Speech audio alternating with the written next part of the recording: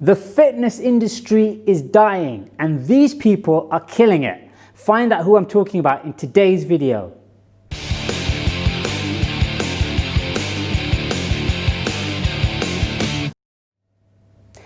Hey guys, Fahad here from Fit with Fahad, and if you're new to my channel and you're expecting a big bodybuilder to tell you how to get fit and healthy whilst they're on performance enhancing drugs, this channel's not going to be for you. If, however, you want to be more Bruce Lee than Lee Priest, then you're going to want to subscribe to my channel and click that bell notification because you finally found a fitness channel that talks sense and relates to your goals. Now, today's video is a little bit of a rant I'm going to have. Basically, for the last couple of weeks, maybe months, or potentially even years, I've been having a little bit of gripe with the fitness industry. In that, I feel like it's been hijacked by big-ass bodybuilders and glamour models. Now, there's nothing wrong with glamour models per se, or big-ass bodybuilders. But for most of us who don't want to look like a jacked-up, steroided-out bodybuilder, or who want to shake their booty on camera every opportunity they get, what do? Because it's almost as if you cannot escape the fitness realm unless those are the two archetypes you aspire to adhere to. Now, for those of you that don't know me, let me tell you a little about myself. Once upon a time, I was a baby, and then I grew up.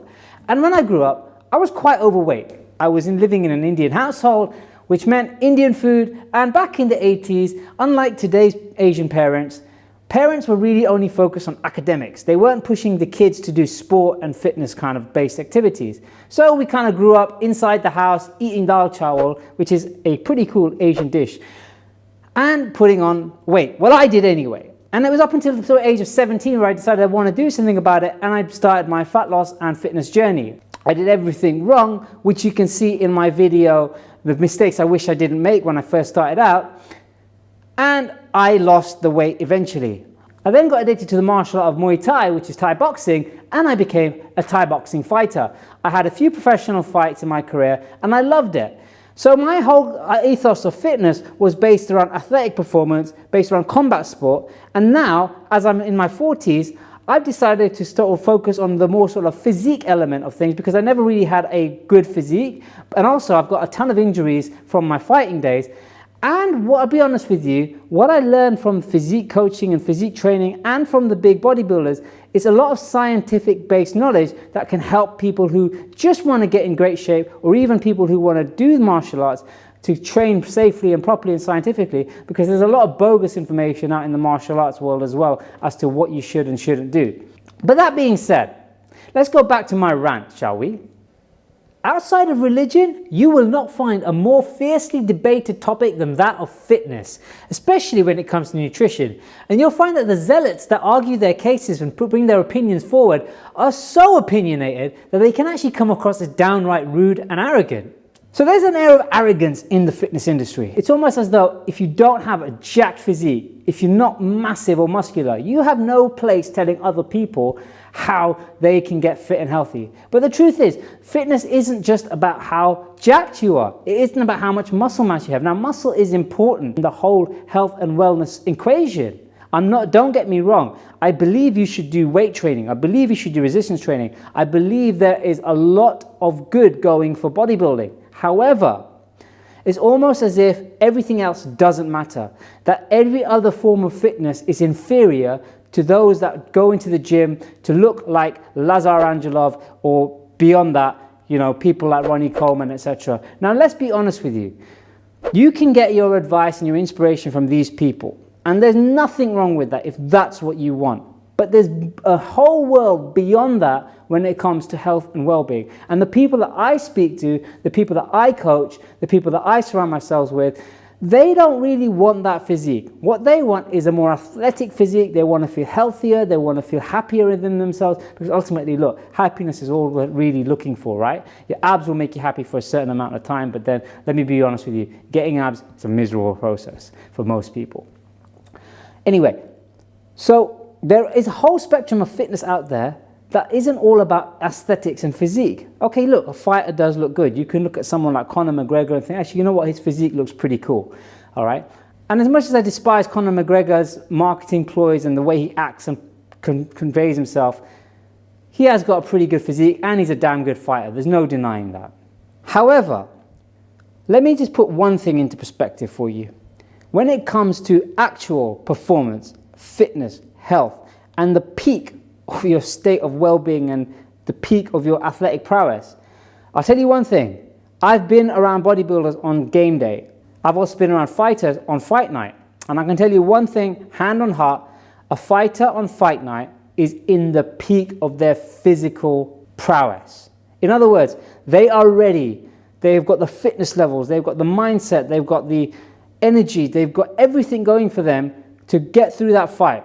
A bodybuilder, on the other hand, on competition day, whilst they might have the mindset, they might have the physique, the look, they are depleted. You could literally blow on them and they will fall over. I have seen them complain about how tired they are, how much pain they're in because they're depleted, they're dehydrated, they want food, etc. Now, that to me doesn't sound like fit. That sounds like murder. But you know what? Power to them, because let's be brutally honest, I'm not taking anything away from a bodybuilder. They train bloody hard.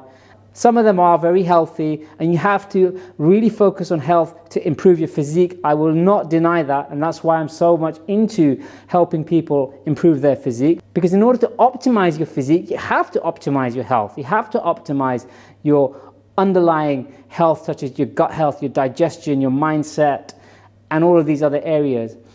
But that being said, like I keep saying, there's more to fitness than how you look. And this is what I wanted to get off my chest today. I wanted to basically share with you why I think fitness as an industry today is letting people down and it's dying a death, because there's so much focus on aesthetics. There's so much focus on how you look. There's so much focus on stupid methods to get this ideal physique, such as waist trainers and taking diuretics and steroids and things like this. I'll be the first one to say this. It's become a toxic industry. There are young people who are impressionable, who are looking up at athletes who are performance enhanced, who are on crazy diets, who have been training for a long period of time, who have amazing genetics. And they aspire to look like these people, not realizing the underlying factors that cause them to look like this in the first place. And it's a slippery slope that can cause issues mentally, emotionally, and physically. So we have to be a little bit careful as fitness professionals and a lot more responsible as to what we're portraying and putting out there. Now, enough about the bodybuilders and the big guys, etc., who think that the only way to be fit is to be muscular. There's another element to the fitness industry that's destroying its credibility, in my opinion, and that is of the fitness models, especially the female fitness models. Now, I'm a red-blooded male. I like women. Especially good-looking women that potentially don't wear a lot of clothes. But when it comes to fitness as an industry, there's been this trend lately of this whole almost pornographication, is that even a word, of the industry. It's almost like you have to be able to show as much skin and as much sexual connotation as possible to get attention. The more ass you show, the more likes you're going to get on Instagram, and the more likes you get on Instagram, the more successful you're going to be, or so it seems. And so somebody like myself, and I'm going to be brutally honest with you, this is a little bit of like a personal thing, and I try really hard to put some content out there that's valuable, that's informative and informational, that will make a difference in your life. And I've struggled to get views and likes, whereas if I had a nice rack or a big ass and I'm willing to wear a thong on camera, I'd probably get hundreds of thousands of subscribers. That's if I'm female. But that's not the point I'm trying to make. The point I'm trying to make is there's this whole element to the fitness industry, especially female fitness, that revolves around sex. And again, like I said, I'm not a prude, I'm not opposed to sex, and I'm not opposed to good-looking people flaunting their stuff. But it's almost as though that in the fitness industry, that's what you have to do to get noticed. And it's like, we don't need to care about the value someone brings, the quality of content they bring, as long as they look good and as long as horny teenagers and horny guys that are tested up to the max like it, that's all that matters.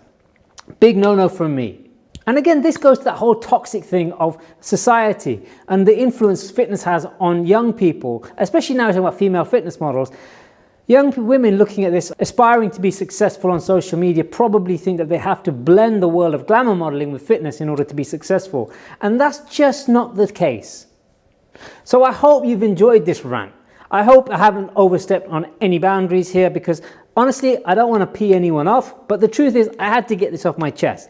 And if you like this video, you're probably going to like a video I'm going to share in a moment. But before I show you that video, remember to subscribe to this channel, especially if you are somebody that really wants a change in the industry, who wants somebody to tell you how to get fit and healthy without getting you to think about steroids and muscle all the time. Like, muscle's important, don't get me wrong, but I want to help the normal guys and girls out there who want to get healthy, who want to get fit, who want to get lean, who want to get happy, who want to have a strong mindset, who want to be fearless in their pursuit of a successful and prosperous life without having to be that jacked bodybuilder or that beach buff bunny. Okay, so hit that subscribe button, click that bell notification, and you're never going to miss any of my videos. Now, like I said, there's one video, if you like this one, you're going to really enjoy. It's going to pop on the screen right now, and that's the time I was fit shamed, and I share my experience of that in this video. So have a great day. I'll see you soon. Remember to sweat more, suck less, and stay awesome.